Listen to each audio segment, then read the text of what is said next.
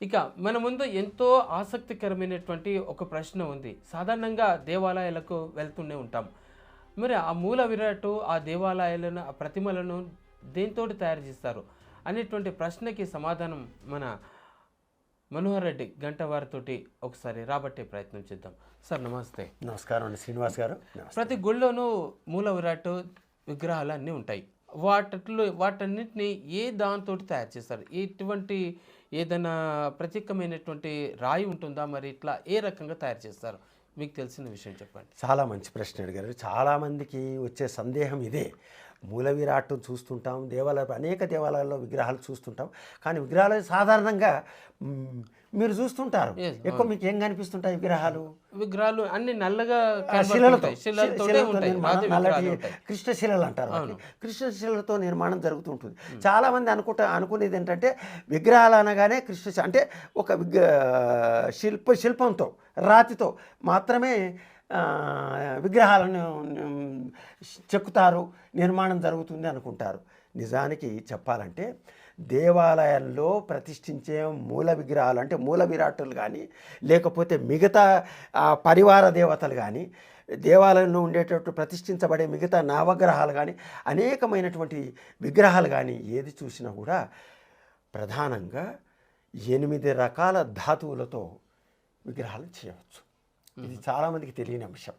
8 రకాల ధాతువులతో అవన్నీ మిక్స్డ్ చేసి దాన్ని తయారు చేస్తారు. విడివిడిగా దేనికనే చేయవచ్చు. మరి ఆ 8 రకాల ధాతువులు ఏంటి, 8 రకాల వస్తువులు ఏమిటి, దేంతో చేయవచ్చు అనేది మనం ఇప్పుడు తెలుసుకుందాం. ఓకే. మొట్టమొదటిగా మనకు బంగారంతో చేయవచ్చు విగ్రహాలను. స్వర్ణ విగ్రహాలను కూడా చేయవచ్చు. మీరు పూర్వం చూసారు, మన పురాణాల్లో బంగారు విగ్రహాలను చేసి ఆరాధన చేసినట్టుగా కూడా మనకు పురాణాలు ఉంది. కాబట్టి మొట్టమొదటిగా బంగారంతో కూడా విగ్రహాలను చేయవచ్చు. ఓకే, అదొకటి. రెండవది స్ఫటికంతో కూడా చేయవచ్చు. స్ఫటికం పేరు వినే ఉంటారు. ఆ స్ఫటికం అనేది చాలా పవిత్రమైనటువంటి ధాతువు. దాంతో కూడా విగ్రహాలను చేయవచ్చు. ఆ స్ఫటికలింగాలు పేరు వినే ఉంటారు కదా, ఆ స్ఫటికలింగాలు. కాబట్టి మొదటిది బంగారం అయితే, రెండవది స్ఫటికం అయితే, మూడవది రాగితో కూడా చేయవచ్చు. ఓకే, రాగితో కూడా విగ్రహాలు చేయవచ్చు. పంచధాతువులు అంటారు, పంచలోహ విగ్రహాలు అంటుంటారు. దాంట్లో రాగితో కూడా ప్రధానంగా విగ్రహాలు చేయవచ్చు. ఆ తర్వాత రత్నాలతో కూడా చేయవచ్చు. రత్నాలతో కూడా విగ్రహాలు, రత్నాలను పొదుగుతారు కానీ రత్నాలతోటి విగ్రహాలు, రత్నము ప్రత్యేకమైన రత్నం మాత్రం. రత్నాలు అంటే నవరత్నాలు అనేవి మళ్ళీ ప్రత్యేకమైన వేరుగా ఉంటాయి. నవరత్నాలు అనేవి 9 రత్నాలు. 9 రత్నాలు అంటే మౌక్తికము, నీలము, ప్రవాళము, మరకతము, పద్మరాగము, గోమేధికము, వజ్రము, వైఢూర్యము, పుష్యరాగము. ఈ రకంగా నవరత్నాలు అని ఉంటాయి. దాంట్లో రత్నాలతో మాత్రం విగ్రహాలు చేయవచ్చు. వీటన్నిటిని మిళితం కాదు, రత్నాలు మాత్రం ప్రత్యేకంగా, రత్నాలకు మాత్రమే ఆ అర్హత ఉంది. ఆ రకంగానే మీరు ఇంతకుముందు అడిగారు, మిళితం చేయొచ్చా విడివిడిగా చేయొచ్చా? వేరుగా బంగారంతో దేనితో ఆ ధాతువుని ఇంకోటి కలపడానికి లేదు, బంగారంతో మాత్రమే చేయాలి. అట్లా స్ఫటికంతో మాత్రమే చేయాలి. అట్లా ఎక్కడికి వచ్చాం మనము? మొట్టమొదటిగా బంగారం అయిపోయింది, రెండవది స్ఫటికము, మూడవది ఏంటి? రత్నంతో కూడా విగ్రహాలు చేయవచ్చు. ఆ తర్వాత ఏంటి? మన రాగి అన్నం, రాగితో కూడా చేయొచ్చు. ఆ తర్వాత రజతం అంటే వెండితో కూడా విగ్రహాలను తయారు చేయవచ్చు. ఆ తర్వాత మూడవది మట్టితో కూడా విగ్రహాలు చేయొచ్చు. ఇప్పుడు త్వరలోనే మనకు వినాయక చతుర్థి నాడు విగ్రహాలను మట్టితో చేస్తారు. కాబట్టి ఆ మట్టితో కూడా, మట్టికి ఆ ప్రాధాన్యత ఉంది. ఎందుకంటే ఆ మనుషులందరూ జన్మించేది ఈ ప్రకృతి ఆ మృతికతో నుంచి వచ్చింది. కానీ మట్టి అన్నాక దాంట్లో బంకమట్టినే ఎక్కువగా వాడతారు. సో దాంట్లో జిగురు పదార్థం ఉంటుంది కాబట్టి అది. కాబట్టి దాని గురించి మళ్ళీ మట్టితో ఏ రకాలైన మట్టితో చేయాలి అనేది మళ్ళీ ప్రత్యేకమైన ఇప్పుడు మనకు సమయం. కాబట్టి ప్రధానంగా మట్టితో కూడా చేయవచ్చు. మరొకటి ఆ తర్వాత మనకు మీరన్నా మనం ఇప్పుడు రోజువారీగా ఏ దేవాలయానికి వెళ్ళి చూసేది ఏంటంటే శిలతో చేసినటువంటి విగ్రహాలు కనిపిస్తుంటాయి. కాబట్టి శిలలతో కూడా విగ్రహాలు చేస్తుంటారు. ప్రత్యేకంగా కృష్ణశిలలతో అంటే నల్లటి శిలలు అయితే ఉంటాయో వాటితో మాత్రం ఎక్కువగా చేస్తుంటారు. కాబట్టి ఆ శిలలు ఎలా ఉండాలి, ఆ శిల యొక్క ప్రాధాన్యతలు ఏంటి అనేది అది ఒక చర్చనీయాంశం. అది ప్రత్యేకంగా మరొకసారి మనం మాట్లాడతాం. కాబట్టి శిలలతో కూడా మనం విగ్రహాలు చేయొచ్చు.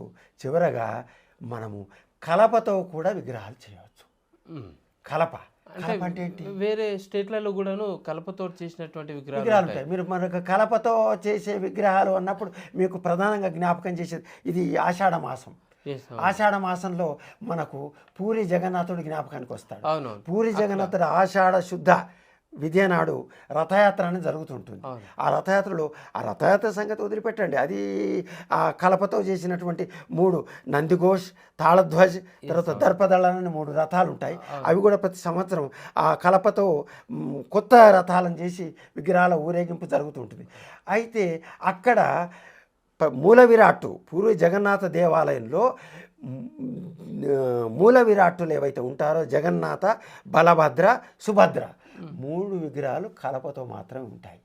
కలప అంటే మరి అందులో విశిష్టమైనది ఏదైనా ఉంటుందా? నాకు నార్మల్ కల్పన, ఈ కలపలో కూడా ఎన్నో దేవదారు కలపతో చేస్తుంటారు. దేవదారు కలపతో చేస్తారు, మామూలు కలప కాదు. వాటి తీసుకొచ్చేసి ఆ కలపతో చేసి, ఇంకొక విచిత్రం ఏంటంటే ఆ కలప కూడా ప్రతి 12 సంవత్సరాలకు ఒకసారి ఆ విగ్రహాలను మారుస్తుంటారు. అక్కడే దాన్ని ప్రతిష్టాపన నేలలో దాన్ని ఉంచుతారనమాట. ఆ రకంగా ఈ కలపతో చేసేటటువంటి విగ్రహాలు కూడా చేయవచ్చు.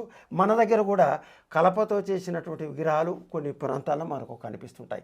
ఈ రకంగా మనకు విగ్రహాలని అష్టధాతువులతో చేయవచ్చు. అంటే ప్రాంతాలు వేరైనా ప్రాంతాల ప్రకారంగా చూస్తే ఒక్కొక్క విగ్రహాన్ని ఒక్కో రకంగా తయారు చేస్తుంటారని మనకి ఇక్కడ అర్థమవుతుంది. ఇప్పుడు తెలంగాణలో చూస్తే సాధారణంగా అన్ని దేవాలయాలు శిలలతోనే. సో అటు పూరి జగన్నాథ్ ఆ ప్రాంతాల్లో అటువైపు చూస్తే కలపతో ఉన్నటువంటి ఉంటాయి.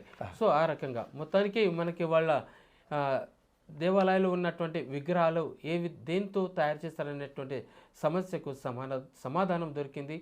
అన్ని రకాల అన్నటువంటి ధాతువులతోటి కూడాను విగ్రహాలను తయారు చేయవచ్చు అనేటువంటిది ఒక మంచి ప్రశ్నకు సమాధానం. నమస్తే. నమస్కారం అండి.